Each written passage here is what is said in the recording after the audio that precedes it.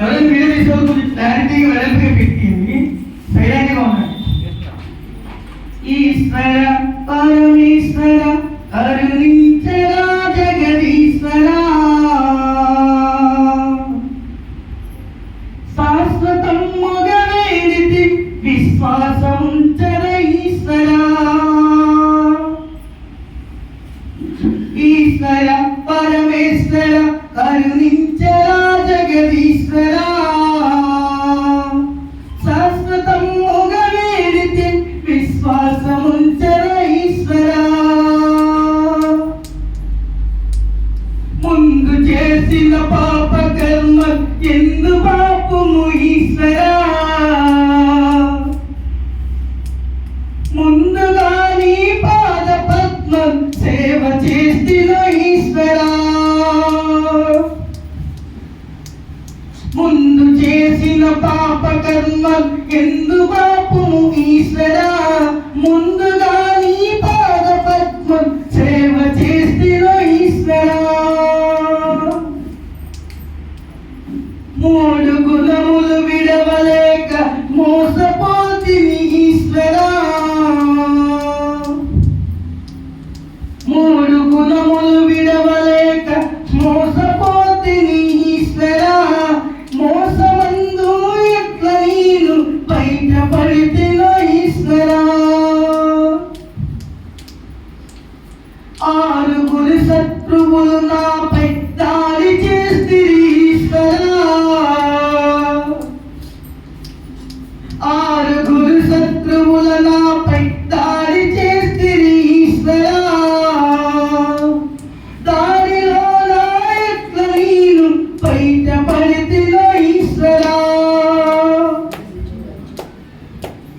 9 ద్వారముల పంపి నమ్మవేంటిర ఈశ్వర. అయ్య స్వామి, 9 ద్వారముల పంపి నమ్మవేంటిర ఈశ్వర. ఈ కొంపలో నా ఎట్ల నేను బయటపడితిన ఈశ్వర.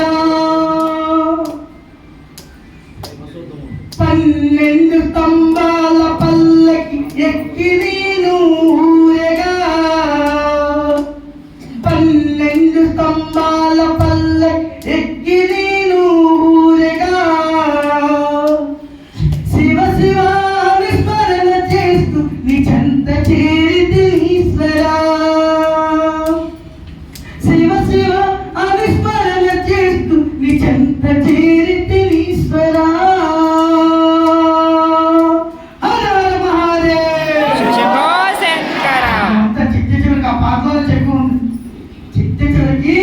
మనం శివ శివ అర్హత ఎవరు చెంత చేస్తున్నాం? ఆ యొక్క పరమేశ్వరుడు చెందచ్చు. కానీ మనల్ని పుట్టించేవాడు భగవంతుడే, తీసుకెళ్లేవాడు భగవంతుడే. కానీ చాలా మంది భ్రమలో అదేంటో తెలుసా? అయ్యా, మేము మా పిల్లలు అయితే అంటున్నాం, కానీ పిల్లలు అంత మనకు కనగలమా అంటున్నాం. సరే, నువ్వు పిల్లలే కంటున్నావు నిజమే, పిల్లలు కాతలు కనలేవు నిజమే. కానీ నువ్వు పొలాల్లో విత్తనాలు చల్లినప్పుడు ఆ విత్తనాలు మొలకలెత్తి మొక్కలుగా ఎదుగుతున్నప్పుడు ఏమైనా మొక్కలు వంతుగా ఎదిగితే అటువంటి ఎదిగిన మొక్కలు ఏం చేస్తున్నావు? ఒక కథను తీసుకుని వెళ్ళి తారేసి కడుతున్నావు. మరి నీ పిల్లవాడు ఎదుగుతున్నప్పుడు ఏం చేస్తాడో, ఎక్కడికి వెళ్తున్నాడో, ఎలా జీవిస్తాడని చెప్పి చూసి మందలించవలసినటువంటి బాధ్యత తల్లిదండ్రులకు ఉన్నదా లేదా? ఉన్నదా లేదా? అంతేగాని నా పిల్లవాడు ఒక్కడే కదా, ఒక్కొక్కడికి ఏమైపోతాడో, అయ్యో ఎక్కడికి వెళ్ళిపోతాడో అంటే నీ మాట వెళ్ళలేని కొడుకు నీకెందుకు? నిన్ను చూడలేని కొడుకు నీకెందుకయ్యా? నీకేం ఉద్ధరిస్తానని ఒక తల్లి నాకున్న ఒకే ఒక కుమారుడు, కానీ నా కొడుకు 11 సంవత్సరాల లోపు నా ఇంటికి వచ్చేసరికల్లా నా కొడుకు ధర్మాన్ని జయించి రావాలని చెప్పి 6 సంవత్సరాల వయసులో అడవులకు పంపించి తెలుసా మీకు? అని నీవేళ కనీసం హాస్టల్లో వెళ్ళాలని భయపడుతున్నాం. 6 సంవత్సరాల వయసులో అడవులకు పంపిస్తే అక్కడ గురువు దగ్గర యుద్ధులు నేర్చుకుని యుద్ధానికి సిద్ధమయ్యి జ్ఞానంతో కూడినటువంటి బలాన్ని సమకూర్చుకొని 11 సంవత్సరాల వయసులో మన యొక్క ఆడవాళ్ళని మానవంగాలు చిత్రహింసలు చేస్తున్న సమయంలో ముంబైలో కోటలు జయించారు 11 సంవత్సరాల వయసులో. ఈ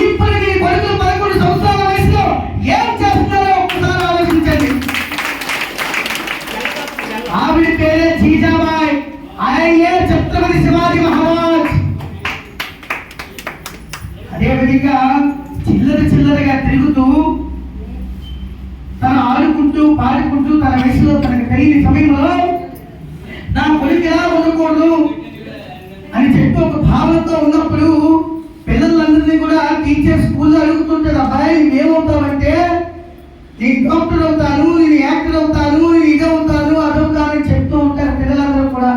కానీ ఈ అమలు చేసినటువంటి పిల్లవాడు, మేడం నేను 4 చక్రాల బండికి నేను డ్రైవర్ని అవుతా, 4 చక్రాల బండికి నేను డ్రైవర్ని అవుతానంటే టీచర్కి ఒక్కసారి ఫీజు ఎగిరిపోయి, అదే నీ గెలు పొరగాలు మర్చిపోయిందా అన్నాను. లేదు మేడం నేను 4 చక్రాల బండికి టీచర్ని అవుతాను, మా అమ్మ చెప్పింది అన్నాడు. ఆ టీచర్కి బుర్ర పంచాయతీ మీ అమ్మని రేపు తీసుకురాలంటే వాళ్ళ అమ్మ వెళ్ళింది మరుసటి రోజు. వెళ్తే వాళ్ళ అమ్మ టీచర్కి ఏం చెప్పిందో తెలుసా? ఏమమ్మా డాక్టర్ అయితేనే మనిషా, యాక్టర్ అయితేనే మనిషా, లేకపోతే ఇంకోటి అయితేనే మనిషా, నా కొడుకు 4 చక్రాల బండికి డ్రైవర్ అవుతానంటే అర్థమేంటి? ధర్మము, సత్యము, న్యాయము ఇటువంటి ఏవైతే 4 పదాలు ఉన్నాయో, సత్య ధర్మ శాంతి ప్రేమ అని చెప్పుకుంటామే, ఈ 4 చక్రాలు నడిపించడం తండ్రి ఏదైతుందో ఈ శ్రీకృష్ణ పరమాత్మ నడిపినటువంటి రథము, ఈ రథానికి కాబోయే హిందూ రథ సారథి అవుతారని చెప్పింది. ఆవిడ పేరే భువనేశ్వరి దేవి, ఆవిడ పేరు మీదే భువనేశ్వరి అని చెప్పి ఈవేళ ఒడిశా రాష్ట్రానికి అది రాజధాని అయింది. ఆయన పేరే స్వామి వివేకానంద. ఎక్కడ మన జ్ఞానం? కాబట్టి ఒక్కసారి ఆలోచించండి హిందువులారా. చాలా మంది చెప్తూ ఉంటారు మీరు రాళ్ళకు మొక్కుతారు, రప్పలు మొక్కుతామని. ఎస్, మీరు రాళ్ళకే మొక్కుతారు, బరాబర్ నీకేంటో నొప్పి, బరాబర్ మేము నీటిగా మొక్కుతాం, నీకేంటి స్వరూపు. రాయికి మొక్కుతున్నామంటే రాతి లోపల శక్తి ఉంది, ఆ రాతి లోపల ఒక భగవంతుని యొక్క స్వరూపం ఉంది. ఎలా ఉన్నామో మీకు చూపిస్తాం చూడండి. మనం అష్టాదశ శక్తి పీఠాలని అనుకుంటున్నాం, తెలుసా మీ అందరికీ? అష్టాదశ శక్తి పీఠాలు తెలుసా? అష్టాదశ శక్తి పీఠాల్లో కాత్యాయని అమ్మవారు అని చెప్పి ఒక అమ్మవారు మీకు ఎవరికైనా గుర్తుందా? కాత్యాయని అమ్మవారు. కాత్యాయనాయ విద్మహే